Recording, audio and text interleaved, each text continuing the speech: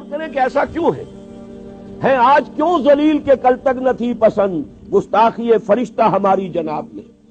اور عام مسلمان کے ذہن میں سوال آتا ہے کہ ہم چاہے کیسے بھی ہیں، برے ہیں، ہمارے اعمال صحیح نہیں ہیں، ہم کلمہ گو تو ہے، اللہ کو مانتے تو ہے، محمد کے کلمہ گو تو ہے، صلی اللہ علیہ وسلم نام لیوا تو ہے، ان کی محبت جو ہے وہ ہمارے سینے میں ہے موجود، قرآن کی تعظیم کرتے ہیں، آخرت کو مانتے ہیں، نمازیں پڑھتے ہیں. کروڑوں مسلمان ہیں جو نمازیں پڑھتے ہوں گے، 130 کروڑ میں سے آخر 30 کروڑ تو ہوں گے نماز پڑھنے والے.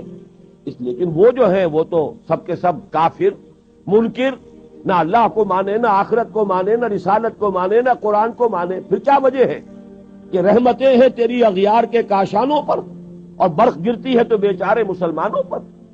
اس موضوع پر الحمدللہ کہ میرے مضامین نوائے وقت میں چھپ چکے ہیں، اور اب کیونکہ وہ تکمیل کو پہنچ گیا سلسلہ کتابی شکل میں بھی آ جائے گا. اللہ کا ایک قانون عذاب ہے، ایک قانون کے تحت ہوتا ہے جو کچھ ہوتا ہے، اللہ کا ضابطہ ہے. قرآن اس کے لیے لفظ سنت استعمال کرتا ہے. وَلَن تَجِدَ لِسُنَّتِ اللَّهِ تَبْدِيلًا وَلَن تَجِدَ لِسُنَّتِ اللَّهِ تَحْوِيلًا. اللہ کی سنت، اللہ کے قواعد و ضوابط میں کوئی تغیر نہیں ہوتا. اور وہ سنت کیا ہے؟ کافروں پر عذاب اس دنیا میں صرف اس صورت میں آتا تھا کہ کوئی رسول آئے اور ان میں اتمام حجت کر دے. پھر اگر وہ بحیثیت مجموعی وہ قوم رسول کا انکار کرے تو اس قوم کو ختم کر دیا جاتا تھا. جیسے کہ حضرت نوح، حضرت ہود، حضرت صالح، حضرت شعیب، حضرت لوط اور آل فرعون، ان کا تذکرہ قرآن مجید میں سمجھتا ہوں کم سے کم 10 مرتبہ آیا ہے. یہ میں بہرحال حساب کر کے تو نہیں کہہ رہا، میرا اندازہ ہے کہ 10 مرتبہ یقیناً ان 6 اقوام کا تذکرہ ہے. اور اس کے حوالے سے یہ قانون سمجھ لیجئے، جس قوم کی طرف رسول بھیجا گیا اس قوم نے بحیثیت مجموعی رسول کی دعوت کو رد کر دیا، قوم ہلاک کر دی گئی. صرف رسول بچا لیے گئے اور ان کے ساتھی اہل ایمان بچا لیے گئے.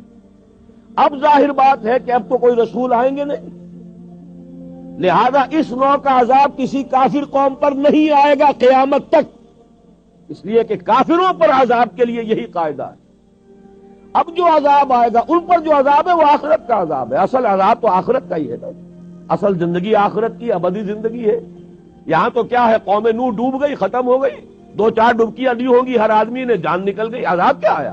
اصل عذاب تو وہاں ہے جو آخرت کا ہوگا. دنیا میں عذاب آتا ہے مسلمانوں پر.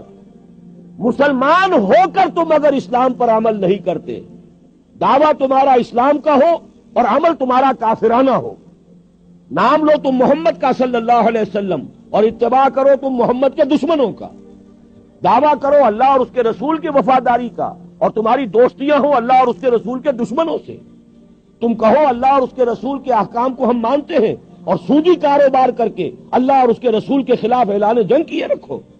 اصل عذاب دنیا میں مسلمانوں پر آتا ہے، جیسے کہ پہلے یہودیوں پر آیا، اس لیے کہ ہم سے پہلے کی مسلمان امت وہی تھی. جب تک حضور صلی اللہ علیہ وسلم کی بعثت نہیں ہوئی وہی امت تھی. موسیٰ کے ماننے والے، تورات کے ماننے والے یہودی، یہ امت مسلمہ تھی. لیکن ان پر کیسے کیسے عذاب آئے.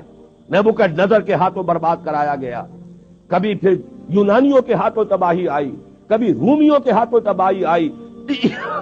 اس صدی میں بھی آپ نے دیکھا، اگر آپ بھولے نہ ہو کہ یہ صدی کے وسط میں ہٹلر کے ہاتھوں 60 لاکھ یہودی قتل ہوا.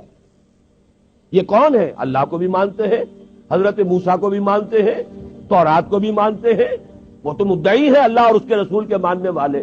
لیکن یہ کہ ان پر جو عذاب آئے وہ آپ کے سامنے ہے.